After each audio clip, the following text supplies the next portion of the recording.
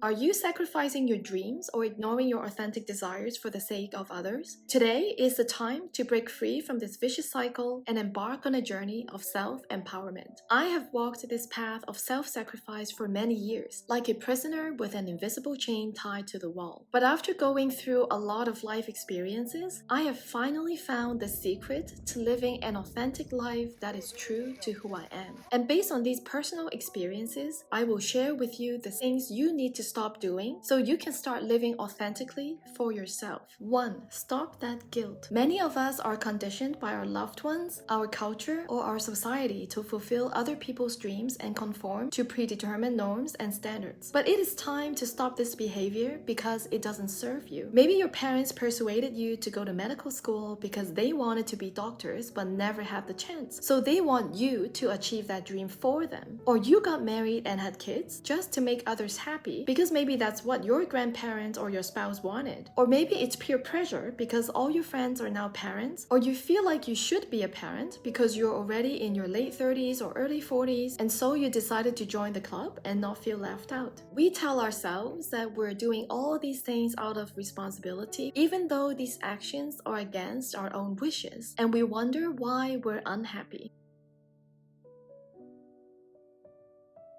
Research shows that constantly seeking external approval and ignoring our own desires can lead to unhappiness and dissatisfaction with life. Think about it. If you're not passionate about being a medical doctor, it is going to be torture for you to go through medical school and land a job that doesn't align with your dreams. Sure, you might learn to not mind it or even like it a little, but when you get older and look back, you might also wonder what could have been if you had followed your dreams, except it is too late to turn back the clock. It is similar about starting a family. If you're not ready or genuinely don't want kids, forcing yourself to become a parent can lead to exhaustion, resentment, and even marriage failures. Because parenthood, speaking as a mother, is hard work, even though it can be very rewarding. For many years, I was on autopilot, trying my best and doing what I thought was expected of me, ticking all the boxes society laid out. I was like a frog in a pot of water that was slowly boiling. On the outside, I was progressing with a great life, having a great career, a supportive family and social circle, and even married a guy whom I thought was perfect at the time. I realized that deep down, there was a nagging sense of emptiness and frustration. I had lost touch with who I truly was. Was I living the life that I wanted for myself? Or did I spend years achieving all these just to fulfill other people's dreams? Or to deliver what I thought my parents and loved ones wanted and to conform to societal standards of what success means? I felt like as if my own dreams and desires were buried beneath a mountain of obligations and expectations. But then everything changed. Life started throwing me curveballs one after another, and it forced me to wake up and reassess my priorities. They pushed me to rediscover myself, find my purpose, and what I wanted in my life. You know, guilt often has a way of keeping us trapped in a cycle of people pleasing, especially if you don't have a clear sense of what you want in life. But here's the truth. You are not responsible for the happiness of others or for fulfilling other people's dreams, and they are not responsible for yours. So stop that guilt. Remember, this is your life and you deserve to make your own choices that make you happy, and it is never too late to start living for yourself. So if you feel unfulfilled being stuck in a situation just to please other people, just move and make a change because you're not a tree. 2. Don't fear failure. Many of us have dreams that remain unfulfilled because we allow fear to hold us back.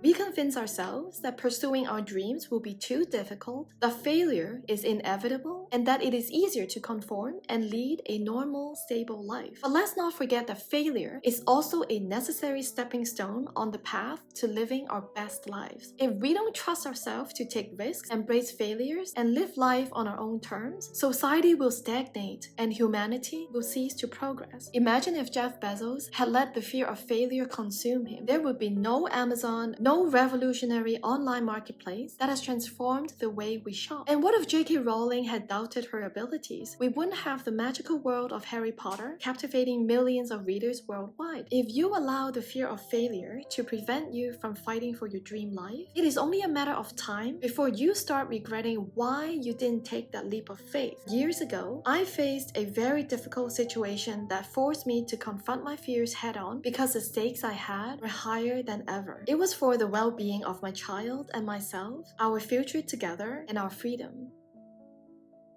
With the courage that I never knew I had, I ended an unhealthy marriage that had me haunted for years. I fought an upward battle fighting for my child's custody. And this year, I finally followed my heart to use what I learned from my experiences to help others, including starting this little YouTube channel to comfort and support those of you out there facing challenges, and to inspire all of you out there to live a life that is meaningful and beautiful to you. Looking back, all these decisions seemed impossible. But I learned that fear dissipates once you take that first step to face it head on. So I would encourage you to take that leap of faith and pursue your dreams in spite of your fear of failure. Because once you do, you will find that everything starts to fall into place. The universe will open up new doors, send you positive energy, and the magic will unfold. 3. Quit the comparison game. It is so easy to look at others and feel like you're not measuring up, but everyone is unique and has their own journey. So don't lose confidence in being authentically you. Embrace your own strengths and talent and focus on personal growth instead of comparing yourself to others. I remember I used to compare myself in my younger years to my slim model friends who were stunningly beautiful. There was another time when I wondered why I couldn't be better at sports like my other friends, or why I couldn't be more like my banking friends who are now already retired in their 40s. I eventually realized that everyone starts from a different point in life with diverse backgrounds, talents, and versions of their dream life. Rather than comparing apples to oranges, I started to appreciate and honor what I'm given and build on that. So instead of feeling unworthy or inadequate, I learned to draw inspiration from the wisdom and positive energy of these happy and successful people around me. It is crucial to stay focused on your own path, unapologetically be yourself, and strive for your own dreams. 4. Avoid toxic people. I cannot emphasize this enough, but removing toxic people from your life can profoundly impact your ability to live authentically. It is not selfish to keep toxic people at arm's length. It is an act of self-care that safeguards your inner peace and authenticity. There was a time when I found myself surrounded by a few individuals who were constantly unhappy and habitually critical of others. They projected their own insecurities, fears, and biases onto those around them. Recognizing that their presence was detrimental, I made the decision to minimize contact. I attended events less frequently when they were also present and muted their text messages to protect my own inner peace. I reminded myself not to give weight to their opinions of me and my life, as I wouldn't seek their advice in the first place. These intentional changes immediately opened up the skies for me. Instead of doubting myself due to their constant negativity and criticism, I could finally focus on appreciating my unique talents, pursuing my passion, and embracing new opportunities that align with my authentic aspirations. By decluttering toxic people from your life, you would be surprised by the new space you created to invite positive energy. So surround yourself with individuals who believe in your dreams and abilities, uplift you when you stumble, and celebrate your successes. Remember that true family and genuine friends lift you up and inspire you to be your best self. If they fail to do this, then they're not on your team. Replace them with the right people in your circle. Your tribe doesn't need to be big. It's about the quality of the connections, and you deserve the best. 5. Stop and recalibrate. When your life is running at 1,000,000 miles every day, it is impossible to reflect and recalibrate your life. So slow down and reconnect with yourself. Reflect on what you want to keep and what you want to let go. Find clarity on your goals that are authentic to you and recalibrate your life to achieve them. I'm not talking about just taking a break from work or resting over the weekend to catch up on sleep.